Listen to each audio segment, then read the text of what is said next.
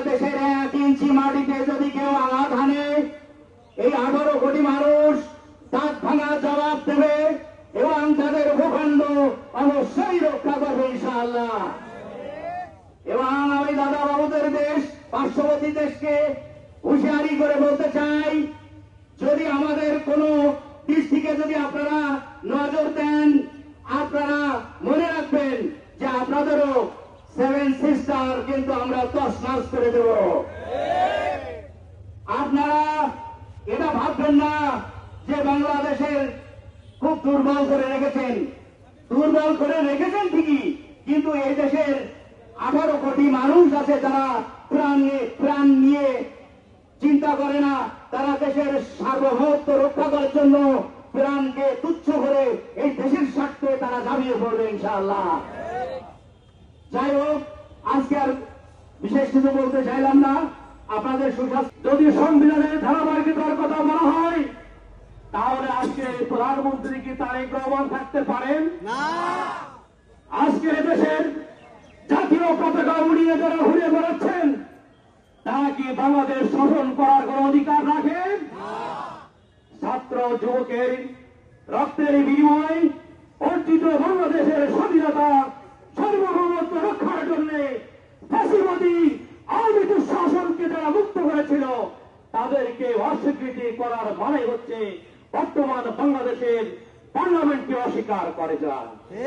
সম্মানিত ভাই এবং বন্ধুগণ, আমরা পরিষ্কার বলতে চাই, আজকের যে গণরায় গণভোটের কথা বলা হচ্ছে, জুলাই সনদের কথা বলা হচ্ছে, জুলাই সনদ মানে হচ্ছে আবার কোন স্বৈরা শাসকের জন্মগ্রহণ বাংলাদেশে না করা।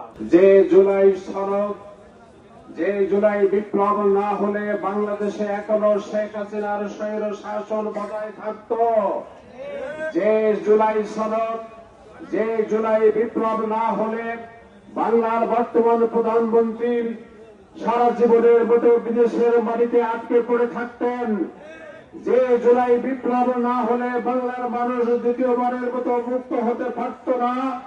জুলাই আমাদের অহংকার, জুলাই আমাদের গর্ব।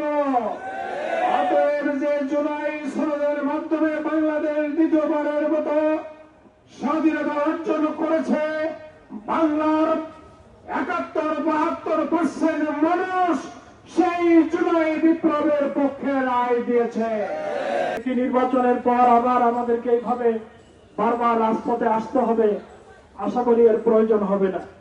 কিন্তু আমরা বাধ্য হচ্ছি রাজপথে এসে আমাদের দাবি 70% জনগণের দাবি আদায়ের জন্য রাজপথে দাঁড়িয়ে এই দাবিকে আমরা আদায় করব। সোজা আঙুলে যদি ঘি না ওঠে, তাহলে আঙ্গুলকে কোনো সময় বাঁকা করতে হয়।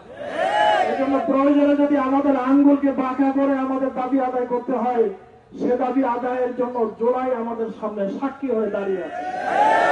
বন্ধুগণ, আমরা বলতে চাই সরকারি দলকে, আপনাদের নেত্রীর বাড়ির পাশ থেকে 1 গাড়ি বালির ট্রাক আপনারা সরাতে পারেন না।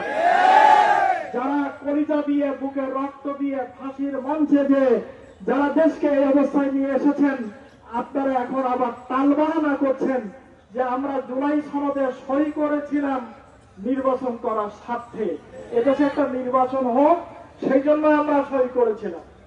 তাহলে এই ধরনের ধাপ্পাবাদী, এই ধরনের মিথ্যা প্রতারণা তারা পার্লামেন্টে স্বীকার করছেন যে আমরা দেশে অরাজকতা সৃষ্টি হবে বলে আমরা ওই দিন সই করেছিলাম, কিন্তু আমরা এখন বাস্তবায়নের দিকে যেতে পারছি না। কেন পাচ্ছি না? ভালো কাজ সই করলেন, করবেন না কেন? এর পিছনে জুজুবুড়ির ভয় আছে। এখানে সংস্কার করলে অনেক বিষয়, অনেক জায়গা পরিচ্ছন্ন এবং পবিত্র হবে, দেশ সুন্দর হবে। সেই সৌন্দর্যপূর্ণ দেশকে গঠনের জন্য তারা এখানে রাজি নয়।